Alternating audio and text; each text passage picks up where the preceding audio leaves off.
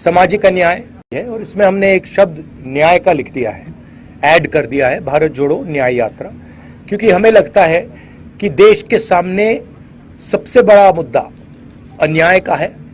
5 तरीके के अन्याय हो रहे हैं: सामाजिक अन्याय, आर्थिक अन्याय, युवाओं को रोजगार नहीं मिल रहा है, महंगाई बढ़ती जा रही है, पब्लिक सेक्टर यूनिट्स बंद किए जा रहे हैं, सामाजिक न्याय में जाति जनगणना का इशू है, 50% रिजर्वेशन कैप का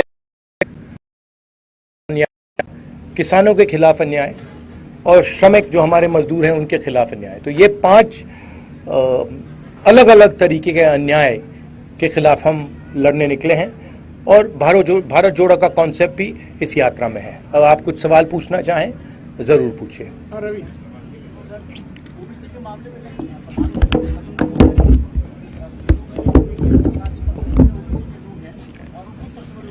नहीं, क्या बोला?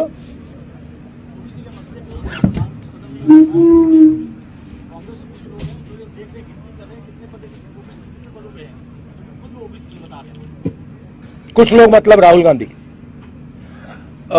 देखिए, सवाल सबके सामने है। प्रधानमंत्री अपने आप को ओबीसी कहते हैं, फिर बीच में थोड़े कंफ्यूजन में आ गए थे। पहले कहते थे मैं ओबीसी हूं, बीच में कहने लगे कि हिंदुस्तान में सिर्फ 2 जात है, एक अमीर और एक गरीब।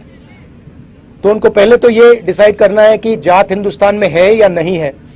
और दूसरी बात, चाहे वो ओबीसी हैं या ना हैं, हिंदुस्तान के 50% लोग, तकरीबन 50% लोग ओबीसी वर्ग के हैं। दलित 15% हैं, आदिवासी 8% हैं। हम चाहते हैं कि जाति जनगणना हो। हम चाहते हैं जिसकी जितनी आबादी है देश को पता लगे। आज ओबीसी वर्ग को यह नहीं मालूम कि ओबीसी कितने हैं देश में। ये जरूरी क्यों है? क्योंकि अगर हम इनको भागीदारी देना चाहते हैं तो प्रधानमंत्री जो भी कहना चाहते कहें, मगर जाति जनगणना जल्दी से कर दें और उससे घबराएं ना। दूसरी बात, जो हमने 2011 में सर्वे किया था उसके आंकड़े वो देश के सामने रख दें, मामला हल हो जाएगा। ये सवाल एक व्यक्ति का नहीं है। ये सवाल, देखिए, ये सवाल एक व्यक्ति का नहीं है। ये हिंदुस्तान के करोड़ों गरीब लोगों का है। तो भाषण में प्रधानमंत्री का ये कहना कि मैं ओबीसी हूं या मैं ओबीसी नहीं हूं, ये रेलेवेंट ही नहीं है। रेलेवेंट ये है कि इस देश के कितने लोग ओबीसी हैं, वो रेलेवेंट है। क्यों? क्योंकि मैं आपको उदाहरण देता हूं, बड़ी बड़ी कंपनीज में आपको ओबीसी नहीं मिलेंगे, दलित नहीं मिलेंगे, आदिवासी नहीं मिलेंगे।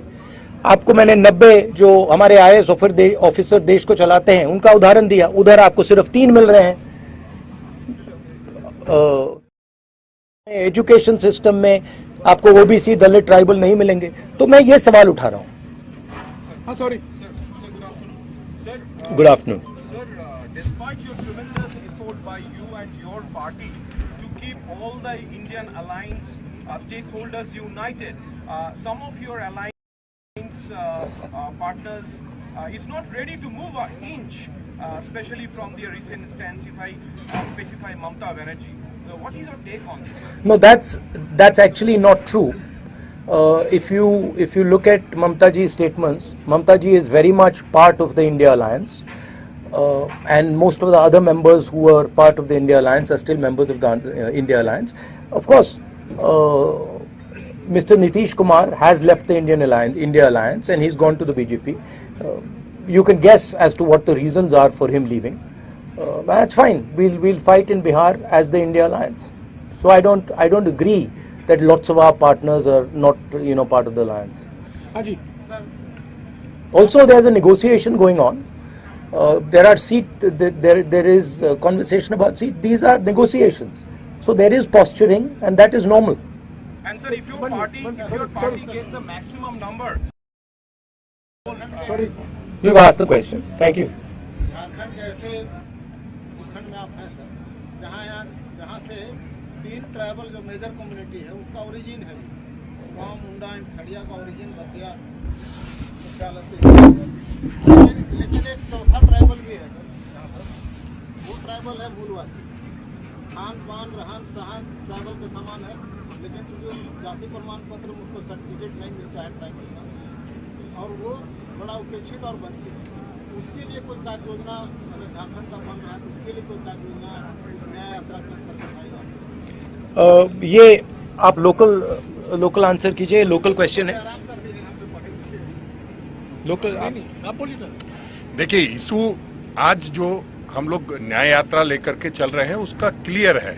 ये बहुत सारी चीजें यहाँ स्टेट लेवल पे होनी चाहिए। या आप एक तरफ कहते हैं कि इनको भी रख लेना चाहिए, वो कहते हैं कि नहीं हम पहले से हैं और नया नहीं होना चाहिए। तो उन दोनों का सामंजस्य बिठाने का काम चल रहा है। उस पर हम लोगों ने एक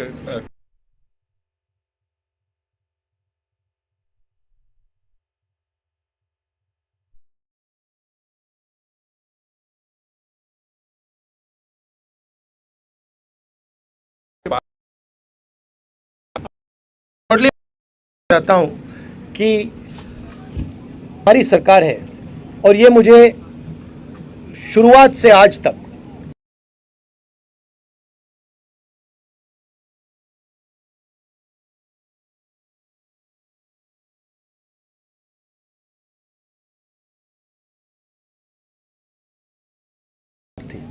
और उन्होंने आदिवासियों के साथ जमीन के साथ किया, वो सारे के सारे आदिवासी बोल रहे हैं कि बहुत बड़ा अन्याय किया था उन लोगों ने। थैंक यू भैया। एक मिनट। वो उन्होंने आपका जवाब दे दिया। राहुल जी, आप भारत जोड़ो की बात करते हैं, लोगों को जोड़ने निकले हैं। आपके तेलंगाना के सीएम कहते हैं कि बिहार और झारखंड के लोग इनको इमिटेट करते हैं कि ये लेबर के डीएनए से आते हैं, उनका डीएनए में लेबर होना। तो किसी खास वर्ग को खुश करने के लिए किसी खास को नाराज करना, और जब भारत एक हो उसमें ओबीसी, एसटी, एससी, माइनॉरिटी करके बात करना, यूनाइट करके बात नहीं करना, लगता है वैसे वाकई में भारत जुड़ेगा, मजबूत होगा? वैसे ही जुड़ेगा, क्योंकि देखिए सवाल न्याय का है। जैसे मैंने पहले बोला, आप मुझे बताइए हिंदुस्तान के टॉप 200 कॉर्पोरेट कंपनी में मुझे बता दीजिए ओबीसी मालिक का नाम बता दीजिए, अभी बता दीजिए। आप अदानी का नाम सुने हैं, टाटा का नाम सुने हैं, बिरला का नाम सुने हैं? मुझे एक नाम बता दो, ओबीसी नाम मुझे एक बता दो, बोलो ना। नहीं बोलो, नहीं आप बोलो पहले। आपके मीडिया हाउसेज हैं, एक दलित या एक आदिवासी मालिक का नाम मुझे बता दो, बोलो। नहीं, सवाल ये नहीं है। सवाल वो उसका भी मैं नहीं सुनिए, बात सुनिए ना। आपने मुझसे सवाल पूछा तो मैं आपको जवाब दे रहा हूं। सवाल जाति जनगणना का सिर्फ नहीं है, सवाल यह है कि इस देश में हिस्सेदारी किसको मिल रही है। कॉर्पोरेट सेक्शन में मैंने आपसे पूछा 200 सबसे बड़ी कंपनियां हैं, 500 ले लीजिए, उसमें से आप उनके सीनियर मैनेजमेंट में आप मुझे ओबीसी नाम दे दो, दलित नाम दे दो, आदिवासी नाम दे दो। आप नहीं, क्यों? क्योंकि वहां मेडिकल सेक्टर में मैं पूछता हूं आपसे, प्राइवेट मेडिकल सेक्टर में वहां नहीं दे पाओगे। प्राइवेट एजुकेशन सेक्टर में पूछता हूं, वहां नहीं दे पाओगे।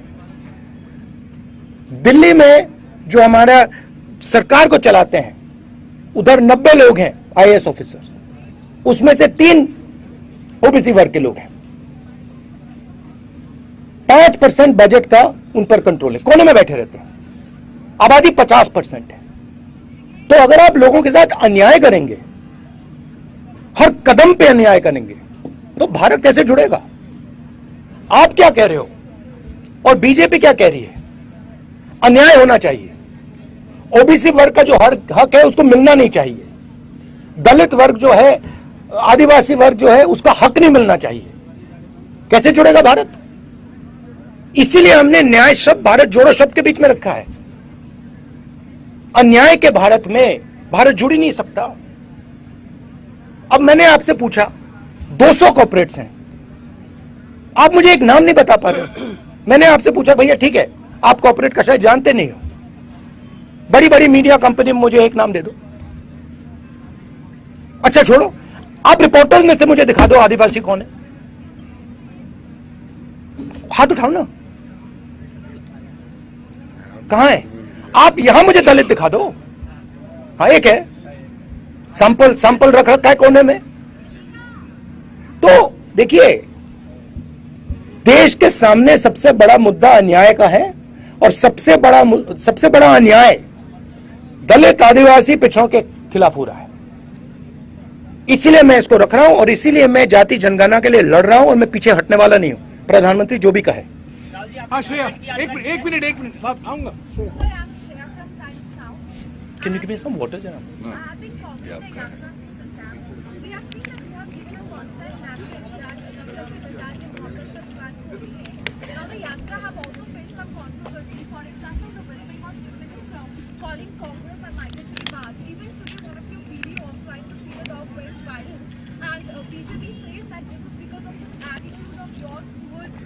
What is the video that went viral?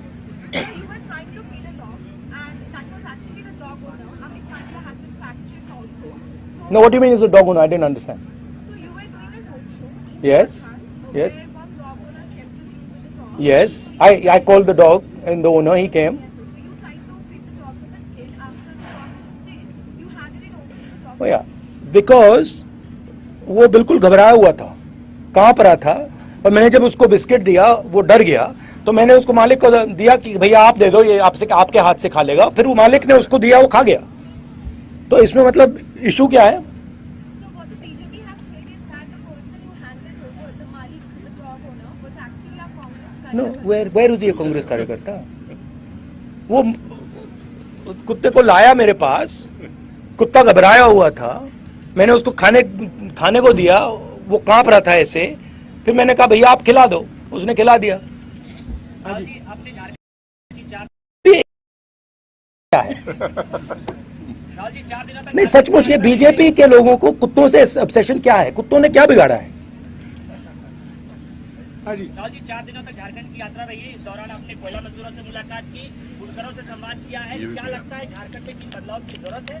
दूसरा सवाल, कल्पना सोरेन से कल आपकी मुलाकात में क्या बातचीत रही है, क्या होगी? ये देखिए, जो कल्पना जी के साथ बातचीत हुई वो तो मैं पब्लिकली नहीं बोलूंगा, वो तो कॉन्फिडेंशियल बातचीत हुई है। ये कहूंगा कि जो उनके पति के साथ किया जा रहा है वो अन्याय है, वो ठीक नहीं है। यात्रा में हम बहुत सारे लोगों से मिले हैं, किसानों से मिले हैं, आदिवासियों से मिले हैं, गरीब लोगों से मिले हैं, और बहुत सारा इनपुट हमने लिया है। और मैं सोच रहा हूं कि 2-3 मुद्दों पर चीफ मिनिस्टर से मैं बात करूं और उनको अप्राइज करूं कि हमें लगता है कि इन चीज़ों पे थोड़ा फोकस होना चाहिए। ज़मीन का मामला है, सरना कोर्ट का मामला है, तो ऐसे काफ़ी मामले हैं। हाँ जी, सर, मैं सबसे पहले आपको धन्यवाद देना चाहता हूँ कि आपने ओबीसी दलित पिछड़ों का मुद्दा उठाया।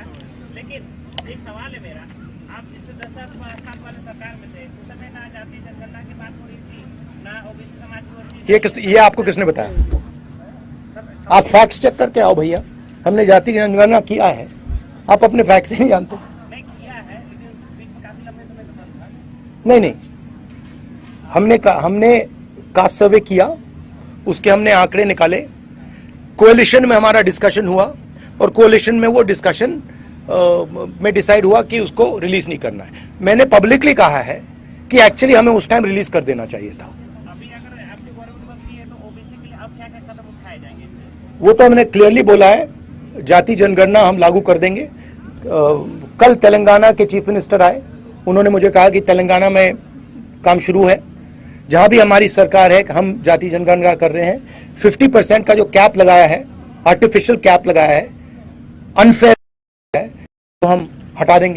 रिजर्वेशन का जो 50% का कैप है, हम इसको खत्म कर देंगे, और आदिवासी जो हैं और दलित जो हैं उनके रिजर्वेशन को प्रोटेक्ट करके हम पिछड़े वर्ग के लोगों को रिजर्वेशन देंगे। हाँ जी, और आखिरी बात सुनिए, जो इसमें 2 चीजें हैं, और एक है कि जनरल कास्ट के भी गरीब लोग हैं, ठीक है, तो उनको भी नहीं छोड़ना है। और सबसे जरूरी बात कि जो छोटे बिजनेसेस हैं, एंटरप्राइजेस हैं, उनको पूरा का पूरा सपोर्ट हम देंगे। नोटबंदी ने, जीएसटी ने इन लोगों को खत्म कर दिया है। तो जो रोजगार क्रिएट करते थे, जो देश को रोजगार देते थे, उनको नरेंद्र मोदी जी ने, अदानी जी ने नोटबंदी, जीएसटी लागू करके उनको खत्म कर दिया है। तो हम तो हम सबसे पहले जीएसटी को बदलेंगे, ठीक है। नोटबंदी के बारे में हम कुछ नहीं कर सकते, वो तो नरेंद्र मोदी जी ने कर दिया। तो जीएसटी को बदलेंगे, उसके बाद हम एक नया फाइनेंशियल प्लान स्मॉल और मीडियम बिजनेसेस के लिए लागू करेंगे, और उसमें हमारा फोकस होगा कि पिछड़े वर्ग के लोग, दलित वर्ग के लोग, आदिवासी वर्ग के लोग, गरीब लोगों को फुल बेनिफिट मिले। हाँ जी, एक मिनट रैलियां हो रही है सर, ईवीएम के विरोध में रैलियां हो रही है, बड़ी बड़ी रैलियां हो रही है सर, उसका नेतृत्व तब तक आप वहाँ पर आप जा नहीं रहे हैं क्या? हमारी, देखिए मैं यात्रा में हूं, हमारी, अगर आप ईवीएम पे पोजीशन समझना चाहते हैं, हमारे पास, हमने पब्लिकली डिक्लेयर कर रखी है। जयराम जी आपको उसका एक कागज दे देंगे। हाँ जी, पीछे सर, जब से आपने टीम की है इस यात्रा को, तब से झारखंड में सरकार जो है अस्थिर है, सीएम चेंज हो गए, तो इस परिप्रेक्ष्य को आप किस दिशा में देखते हैं? पूरे देश में ED, CBI, income tax opposition पर आक्रमण कर रही है। इन इंस्टीट्यूशंस का मिसयूज हो रहा है, जबरदस्त तरीके से मिसयूज हो रहा है। ये रियलिटी है आज की पॉलिटिक्स का। कोई प्रॉब्लम नहीं है। उन्होंने यहां कोशिश की, सरकार गिराने की कोशिश की, हमने रोक दिया। तो हम लड़ते रहेंगे, मगर ये सच्चाई है कि चाहे वो इलेक्शन कमीशन हो, चाहे वो एजेंसीज हो, चाहे वो ब्यूरोक्रेसी हो, चाहे वो पुलिस हो, इन सब का मिसयूज हो रहा है, पूरे देश में मिसयूज हो रहा है। हाँ जी, आखिरी दो सवाल जो हो गया, आखिरी दो सवाल। देश की आर्थिक हालात हर तबके का सामने आए, ये सराहनीय है।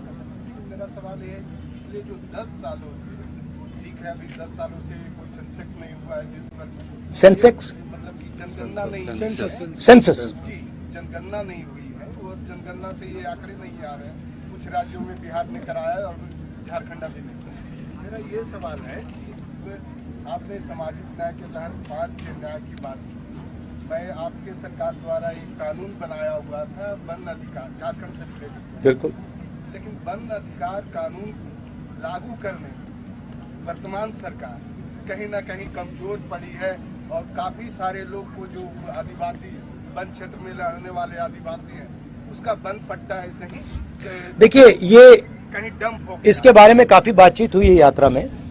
ये कहना कि फॉरेस्ट राइट्स एक्ट को इम्प्लीमेंट नहीं किया जा रहा है, ये गलत है। जरूर थोड़ी कमियां हैं, उनको ठीक किया जा सकता है और उनको हम ठीक कर देंगे। फर्क समझिए, जो गरीब था, जो आदिवासी हैं, दलित हैं, वो पिछली सरकार को एंटी दलित, एंटी आदिवासी मानते हैं। आज एंटी दलित, एंटी आदिवासी सरकार नहीं है। जमीन का मामला जरूरी मामला है, और आपने जो पॉइंट उठाया है, मैं भी ये पॉइंट चीफ मिनिस्टर के साथ उठाऊंगा। हाँ जी, आखिरी सवाल। नहीं, आखिरी सवाल नहीं, एक हो गया। एक पत्र भैया आप ऐसे करिए ना, पहले आप मेरा जवाब दीजिए ना। नहीं, पीछे हो गया। आप दो पूछ रहे हो, आपने एक पूछा, मैंने एक पूछा। हाँ जी, ठीक।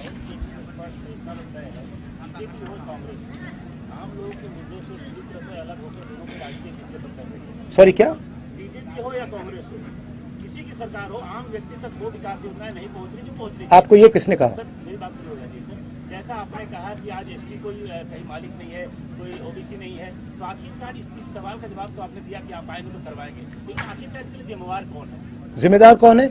ये एक प्रोसेस है, ठीक है, ये प्रोसेस चल रहा है, इंडिपेंडेंस के पहले से चल रहा है, और इस प्रोसेस के सबसे बड़े कदम कांग्रेस पार्टी ने लिए हैं। आजादी के लिए हम लड़े, हरी क्रांति हमने दी, सफेद क्रांति हमने दी, एजुकेशन सिस्टम हमने लागू किया, जनता के साथ मिलकर टेलीकॉम रेवोल्यूशन हमने किया,